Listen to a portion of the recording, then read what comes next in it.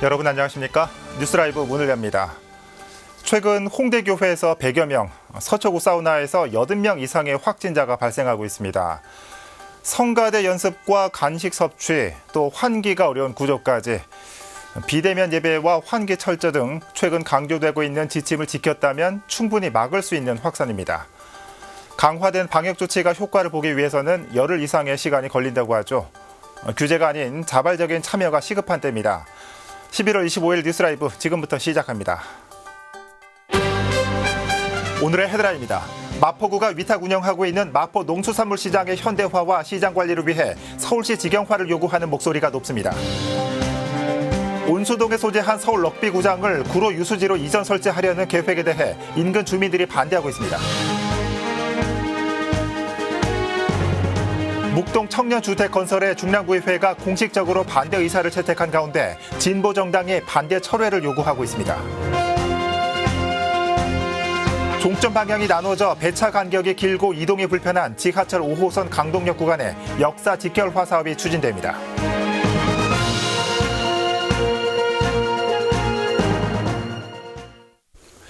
오늘 코로나19 신규 확진자는 300명대 후반으로 나타나면서 최근 일주간 일평균 확진자가 308명을 기록했습니다. 이 경우 거리 두기 2단계로 상향 기준이 충족됐는데 현재 수도권에서만 시행하고 있는 2단계가 전국적으로 올라갈지 관건입니다. 자세한 소식 취재기자 연결해 살펴보겠습니다. 이승준 기자. 네, 보도국입니다. 네, 지난 8월 말 이후 최고치입니다. 오늘 코로나19 발생 동향부터 전해주시죠. 네, 오늘 오전 0시 기준 전국 코로나19 신규 확진자는 어제보다 382명이 늘어 모두 31,735명으로 집계됐습니다. 해외 입국 사례가 19명이고 지역 발생은 363명입니다. 서울의 신규 확진자는 어제보다 139명 늘었고 경기에선 77명이 확진 판정을 받았습니다. 주요 감염 사례를 살펴보면 노량진 임용학원 관련 확진자가 어제보다 7명 늘어 현재까지 88명을 기록했고 서초구 사우나 85명, 마포구 소재의 교회에서 99명 등 모두 N차 감염을 통해 추가 확진자가 발생했습니다. 방역당국은 집단 감염 발생 건수가 10월 중하순에 비해 2배 가까이 늘었다며 접촉을 줄여달라고 당부했습니다. 네. 자, 오늘로서 일평균 확진자 수가 300명을 넘었죠. 이렇게 되면 거리 두기 2단계 상향 조건을 충족하는데 어떻습니까? 전국적으로 올라가는 겁니까? 네, 지난 19일부터 오늘까지 지역 발생 확진자를 일별로 보면 평균 308명을 기록해 2단계 상향 기준을 충족했습니다. 하지만 아직 전국 확대는 아닙니다. 방역당국은 최근 발생 현황을 보면 수도권에서 7, 80%를 차지하고 있고 그 외 지역은 80에서 100명을 기록하는 수준이라며 거리두기 2단계를 전국적으로 확대하는 건 조금 이르다고 밝혔습니다. 그러면서 거리두기 2단계를 우선적으로 시행한 수도권의 추이를 지켜보겠다는 입장입니다. 앞으로 효과를 관찰하면서 격상 여부 등을 검토하겠다는 계획입니다. 앞서 지난 8월 수도권을 중심으로 확진자가 급증했던 당시에도 거리두기를 각각 2단계, 2.5단계로 올린 지 10여일이 지나 증가세가 꺾였는데요. 어제부터 시행된 수도권 거리두기의 효과는 다음 주 정도에 윤곽을 드러낼 것으로 예상됩니다. 지금까지 보도국에서 코로나19 소식 전해드렸습니다. 네, 이승준 기자 수고했습니다. 코로나19 발생 상황 살펴봤습니다. 한편 서울시의 강화된 사회적 거리두기 2단계 조치에 따라 서울 5,300여 곳의 어린이집이 어제부터 일제 휴원에 들어갔습니다. 서울시는 정례 브리핑을 통해 최근 코로나 확산 속도를 봤을 때 어린이집 선제적 휴원 조치는 불가피한 조치라고 밝혔습니다. 또한 이번 휴원은 거리두기 2단계에서는 상황에 따라 지자체가 휴원 여부를 결정할 수 있다는 지침에 따른 것으로 다만 맞벌이 부부나 한부모 가정 아이들은 긴급 보육이 가능하다고 덧붙였습니다. 서울시는 별도로 해제 시점을 공지하진 않았지만 1,000만 시민 긴급 멈춤 기간인 연말까지 계속될 전망입니다.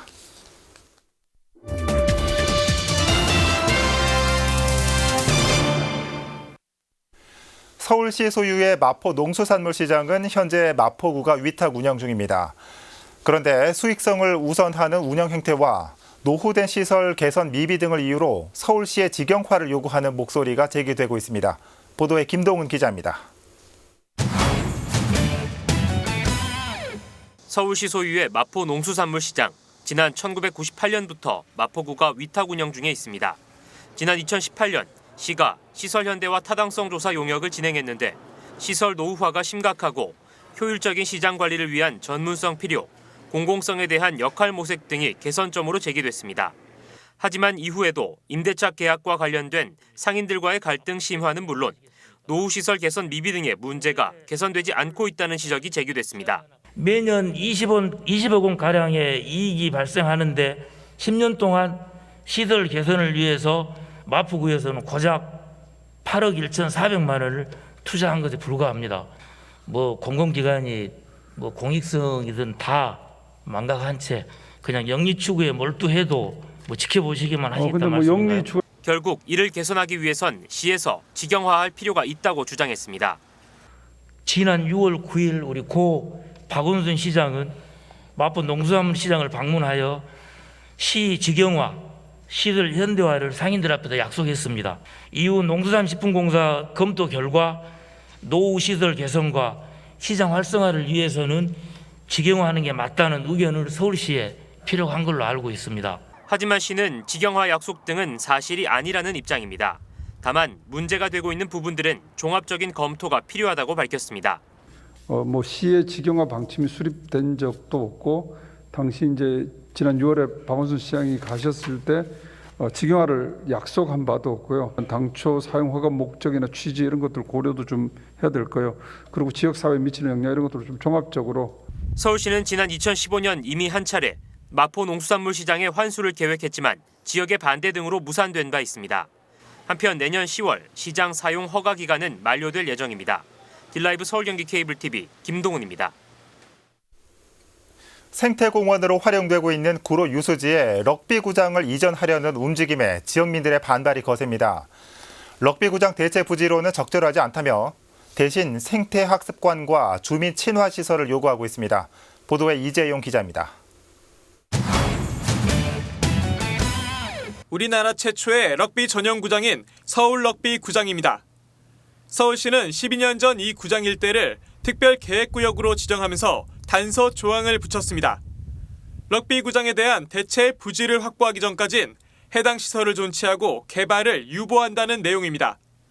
지난해 12월 특별 계획구역의 지침이 구체화됐는데 대체 부지는 체육시설이 설치 가능한 국공유지를 포함해 서울시계 반경 5km 이내에서 마련하는 것으로 정해졌습니다. 럭비구장 소유주인 현송교육문화재단에선 신구로 유소지를 럭비구장의 대체 부지로 하는 계획안을 구로구에 전한 것으로 확인됐습니다.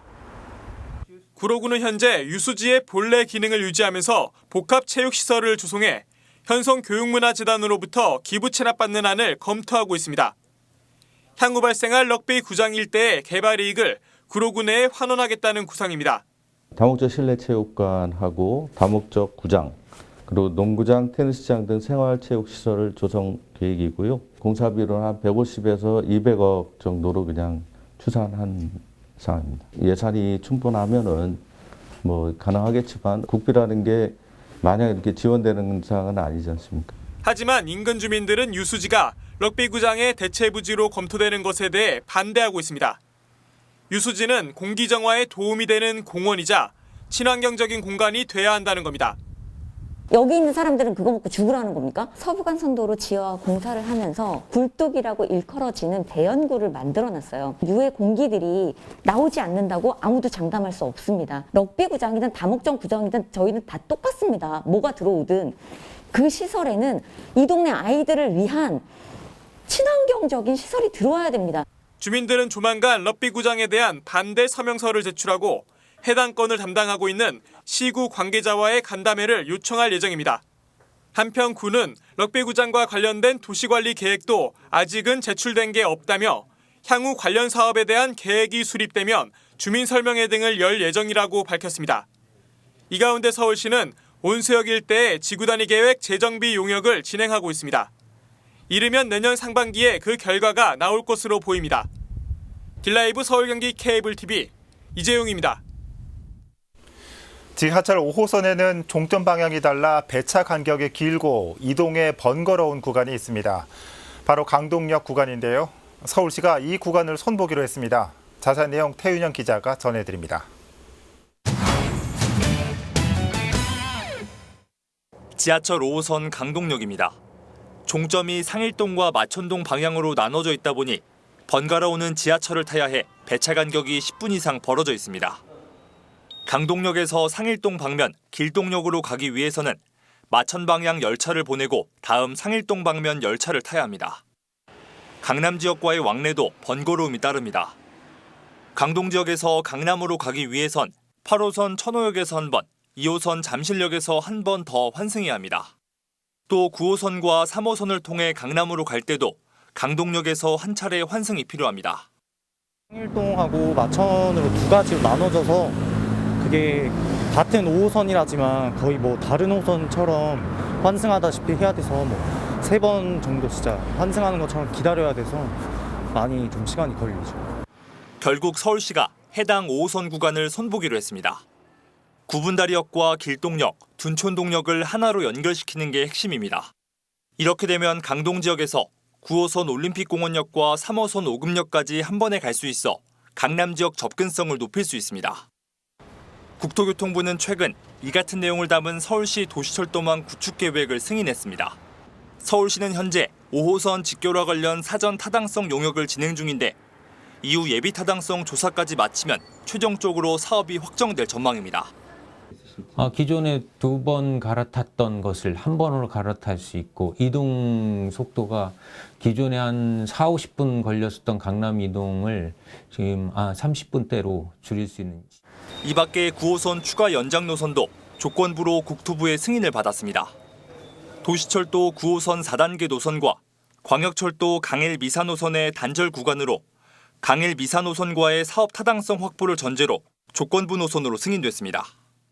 추후 국토부는 강일 미사 노선과 함께 9호선 추가 연장 노선을 광역철도로 지정하고 관련 계획을 수립할 것으로 보입니다. 사업이 추진되면 고덕 강일지구 개발에 발맞춰 향후 2배 가까이 증가할 대중교통 수요에 대응이 가능해질 전망입니다. 딜라이브 서울 경기 케이블 TV 태윤영입니다. 중랑구의회가 최근 묵동 165번지 청년주택 건설과 관련해 반대 의사를 냈습니다. 구의회 차원에서 공식적으로 반대 결의안을 채택한 건데 지역 내 진보 정당이 결의안 철회를 요구하고 나섰습니다. 구의회가 공식 입장을 내면서 제대로 된 의견 청취가 없었다는 이유에서입니다. 보도에 천서연 기자입니다.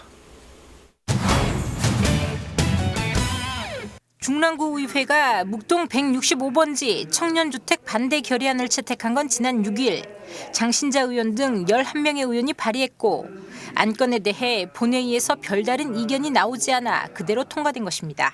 청년주택 건립 반대를 위한 결의안을 우리 구의회 결의안으로 채택하고자 합니다. 이의 없으십니까?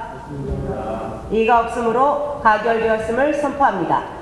중랑구의회가 채택한 묵동 165번지 청년주택 반대 결의안과 관련한 파장이 커지고 있습니다. 진보당 서울시당이 3차례에 걸쳐 중랑구의회에 결의안 철회를 요구하고 나선 것입니다. 청년주택 반대 결의안을 구의회의 공식 의견으로 채택하면서 제대로 된 의견 청취가 없었다는 게 그 이유. 특히 사업 당사자인 집 없는 청년들의 목소리는 전혀 듣지 않았다고 주장했습니다. 청년 주거 문제에 대한 별다른 대안 없이 구의회가 청년주택 건설을 반대했으며 결의안 통과로 청년 혐오와 주민 갈등만 더 키웠다고도 설명했습니다. 개별 구의원의 입장이 아닌 중랑구의회 전체가 청년주택 반대의 뜻을 함께한 것이다. 중랑구의회는 임대주택을 희망하는 청년들의 목소리를 철저하게 외면한 것이다. 이 결의안이 만들어지기까지 청년들의 목소리를 수렴하기 위한 노력은 단 하나도 없었다. 한편 진보당 서울시당은 중랑구의회 의장 면담을 추진하고 있습니다. 구의회의 사과와 결의안 철회를 요구할 것으로 알려지고 있습니다. 하지만 구의회 내부적으로는 결의안 철회가 쉽지 않은 분위기. 안건은 절차에 따라 통과됐고 이미 지난 16일 서울시 등에 전달됐기 때문입니다. 다만 구의회 관계자는 결의안이 청년주택 자체를 반대하는 의미는 아니라고 설명했습니다. 묵동 165번지 상업지역에 한정했으며 청년주택을 찬성하는 의견 역시 모아져 구의회에 올라온다면 그 또한 논의 대상이라는 입장입니다. 딜라이브 서울경기 케이블TV 천선입니다. 확진자가 증가하고 있는 만큼 코로나19 검사를 위해 선별 진료소를 찾는 주민들도 많아지고 있습니다. 혹시 모를 진료선의 감염을 막기 위해서는 빠른 검사가 중요하겠죠. 강남구에서는 감염병 관리센터가 운영을 앞두고 있는데 빠르고 안전한 코로나19 진료가 가능해질 것으로 기대되고 있습니다. 보도에 엄종규 기자입니다. 출력된 QR코드 진단 키트에 붙여주세요. 수검자가 손으로 직접 적어 진단 키트에 붙였던 개인정보가 QR코드로 대체됐습니다. 이후 문진과 검체 채취까지 3분. 실내 음압진료소에서 빠른 코로나19 검사가 진행됩니다. 강남구 보건소에 들어선 스마트 감염병 관리센터입니다. 대량 검사와 신속한 대응 체계로 인해서 지역 확산을 막는 데 큰 기여를 할 것으로 기대하고 있습니다. 수검자와 의료진의 접촉도 차단했습니다. 의료진은 양압 공간에서 음압 공간에 있는 수검자를 진료하고 검체 채취가 끝난 검사 키트는 수거함에 넣으면 의료진이 있는 곳으로 자동 이송됩니다. 진료가 끝나면 수검자가 머물던 공간은 자동으로 살균 작업도 진행됩니다. 이를 통해 의료진들의 업무 강도도 낮아졌습니다. 방호복을 안 입고 자유롭게 움직일 수 있고 화장실도 자유롭게 갈 수 있고 물도 자유롭게 먹을 수 있어서 너무 좋은 것 같습니다. 양성 환자들도 올 수 있고 무증상자도 올 수 있고 불특정 다수들이 올 수도 있는 환경인데 여기는 2차 감염 차단을 위해서 완전히 분리가 되어야 되거든요. 강남구는 스마트 감염병 관리센터를 통해 하루 1,000명 이상 검사가 가능할 것으로 내다봤습니다. 한편 강남구는 최근까지 서울시 자치구 중 가장 많은 77,300여 건의 검체 검사를 시행했으며 확진자 접촉 여부나 거주지와 관계없이 원하는 누구에게나 코로나19 검사를 제공하고 있습니다. 딜라이브 서울 경기 케이블 TV 엄종규입니다. 종로구는 인왕산 자락에 있는 경찰 초소를 문화와 휴식 공간으로 재탄생시켰습니다. 아기자기한 공간과 함께 서울 도심이 내려다보이는 절경으로 시민들에게 좋은 반응을 얻고 있습니다. 보도에 이주협 기자입니다. 인왕산 자락길을 따라 오르다 보면 마주할 수 있는 초소 책방. 종로구는 50여 년간 경찰 초소였던 이곳을 책방으로 탈바꿈시켜 이달 초 시민들에게 선보였습니다. 1968년도에 김신조 그 일당이 넘어와서 여기 보호 지역으로 초소를 계속 50년간 운영을 했었는데 이제 개방과 더불어 리모델링을 하셔가지고 일반에게 초소 책방은 2층 규모로 조성됐습니다. 1층에는 우리나라 친환경차를 비롯해 각종 음료를 맛볼 수 있는 카페와 자유롭게 책을 열람하고 구매도 할 수 있는 북카페가 조성됐습니다. 2층은 소규모 모임이나 문화 행사를 열 수 있는 다목적 공간과 야외 전망대로 꾸며졌습니다.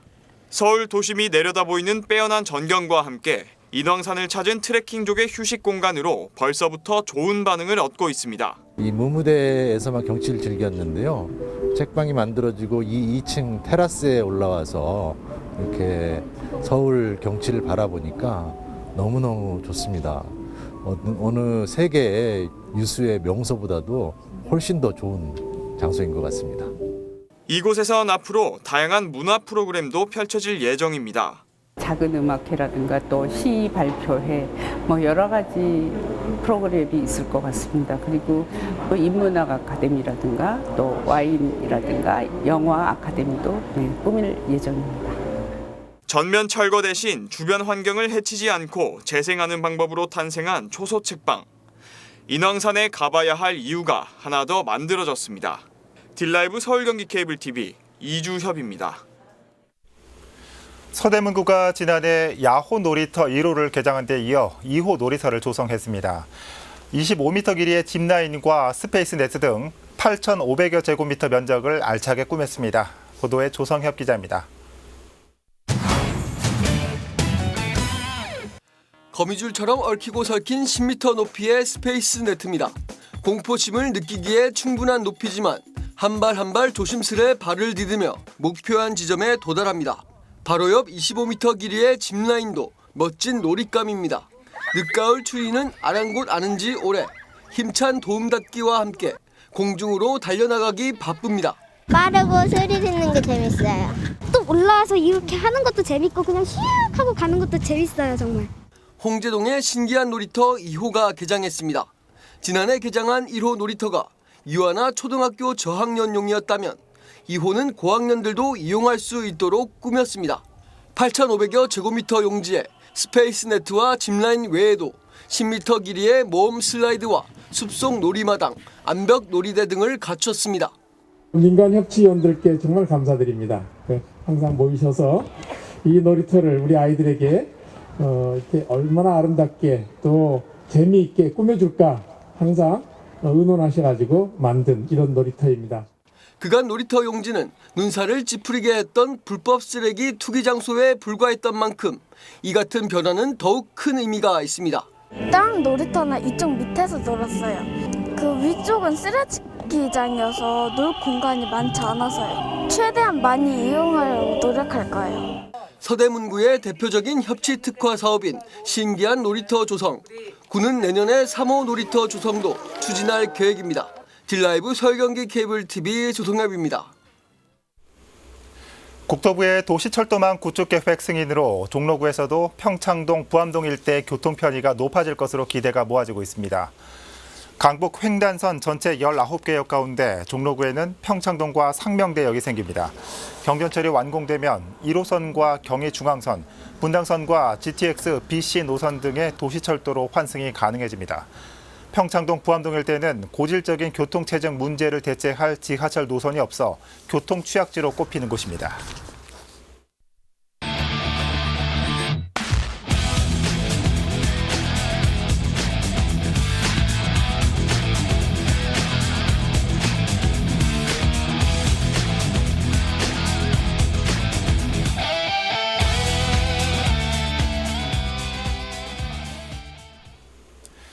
팬데믹 상황에서 자국 기업은 국가의 공공재가 돼야 한다. 코로나 치료제 완성 단계에 이른 국내 한 제약회사 회장이 어제 했던 말이 작은 울림을 주고 있습니다. 물론 기업에만 해당되는 말은 아니겠지만 공공재까지는 아니더라도 다수의 행복과 이익을 위해서는 개인의 희생도 어느 정도 감수해야 하는 시기임은 분명할 겁니다. 뉴스라이브 마칩니다. 시청해 주셔서 고맙습니다.